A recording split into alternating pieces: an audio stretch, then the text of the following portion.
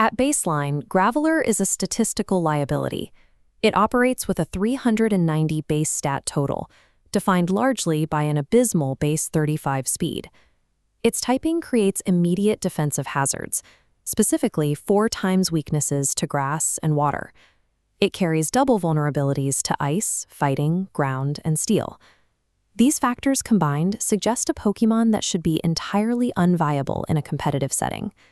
However, Graveler maintains a persistent presence in the Generation 3 never-used tier. In this specific environment, it manages to outperform several alternatives that possess significantly higher aggregate bulk. Understanding Graveler's survival requires looking at the specific mechanical intersections that allow it to overcome its statistical limits. The Generation 3 NU tier is a highly restricted environment where standard defensive logic often fails. To fill the rock and ground role, a player must choose between Graveler and direct peers like Relicanth or Sudowoodo. We can identify why Graveler is chosen by isolating its exact mathematical combat outputs compared to these specific competitors. At first glance, Graveler's base 115 defense seems to offer the profile of a physical wall.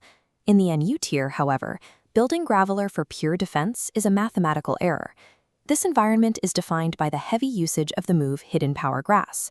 Opponents carry this move specifically to check Relicanth and Whiscash, and Graveler frequently becomes collateral damage.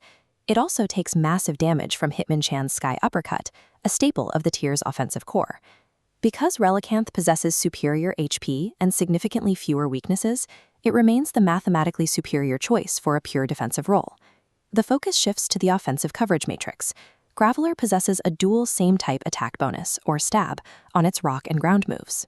The combination of Rock Slide and Earthquake, often called Quake Slide, hits a vast majority of the tier for neutral or super effective damage. Comparing this output to Sudowoodo reveals a significant power gap. Sudowoodo lacks the ground typing, which removes the 1.5 times power multiplier from its Earthquake. We see a similar drop-off when comparing Graveler to Relicanth. Relicanth also lacks ground type STAB and operates with a lower base attack stat. This dual STAB provides an offensive yield that bulkier competitors simply cannot match. To maximize this offensive node, players utilize a base 95 attack stat with an adamant nature and 252 attack effort values. By equipping the Choice Band item, Graveler gains a massive 1.5 times damage multiplier to all of its physical attacks, transforming its raw output. The mechanical trade-off is severe. The user is locked into a single move until switching out. This reframes Graveler's role, turning it from a durable tank into a high-yield, short-duration tool. It exists as a physical newt designed to output maximum damage before its vulnerabilities are exploited. Locking into Earthquake creates a predictable opening for the opponent. If the opponent switches to a flying type or a levitate user like Haunter, Graveler loses all its offensive momentum. The move Explosion serves as the tactical solution to these predictions. In a typical match, an opponent will switch in a physical wall like Tangela or a bulky water type like Wailord to absorb an expected hit. By factoring in the Choice Band multiplier, Explosion calculates an immediate one-hit knockout against these massive defensive threats. This move removes the opponent's primary defensive anchor from the board. This aligns with Graveler's biological behavior. It pays no attention to obstacles and pays with its own body if its momentum is stopped. This detonation creates a calculated one-for-one trade that breaks their defensive spine, clearing the path forward. This raises a question about the broader game context. Why optimize a mid-stage evolution? While Golem is the superior version of this asset, access to it is structurally gated. Progression is blocked by a physical hardware requirement, link cable trade evolutions.